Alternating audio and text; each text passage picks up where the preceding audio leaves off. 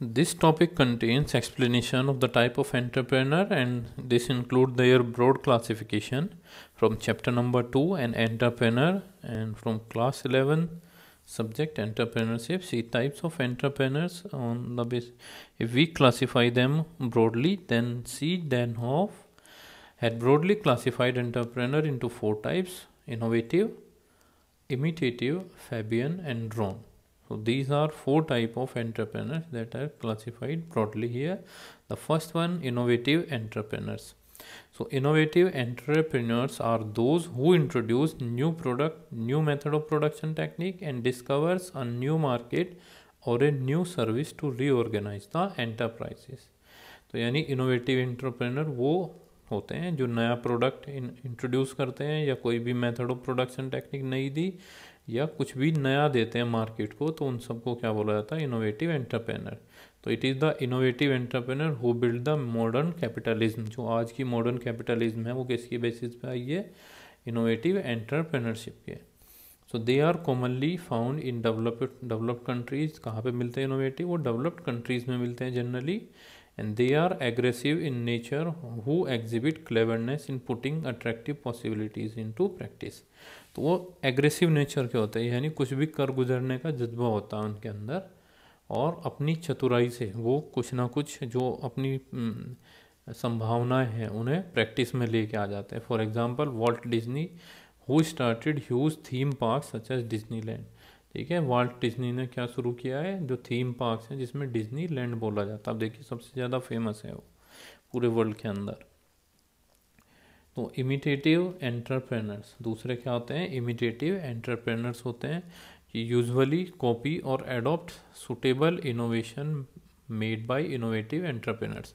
कि इमिटेटिव मतलब जो किसी दूसरे की कॉपी करते हैं, तो वो कॉपी या एडॉप्ट कर लेते हैं कोई भी इनोवेशन जो इनोवेटिव एंटरप्रेनर ने दिया है. They are adaptive and more flexible. वो एडेप्टिव और फ्लेक्सिबल है, यानी जहाँ जो चाहते हैं वो उस तरीके से फैसले ले सकते हैं. So they are organisers of factors of production rather than creator.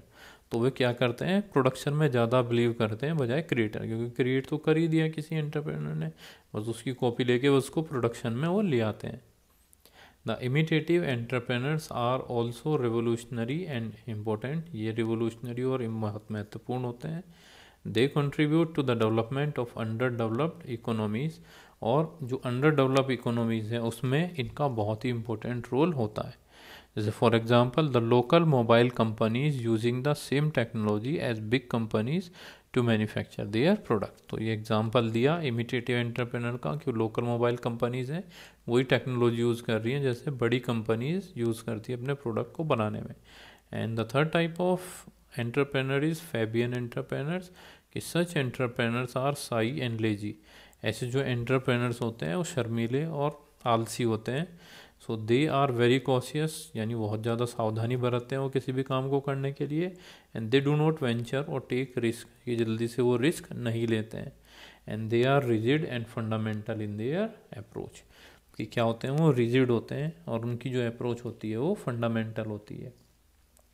So usually they are second generation entrepreneur in a family business enterprise. और जनरली वो क्या होते हैं? सेकेंड जनरेशन एंटरप्रेनर होते हैं किसी भी फैमिली बिजनेस एंटरप्राइज के अंदर.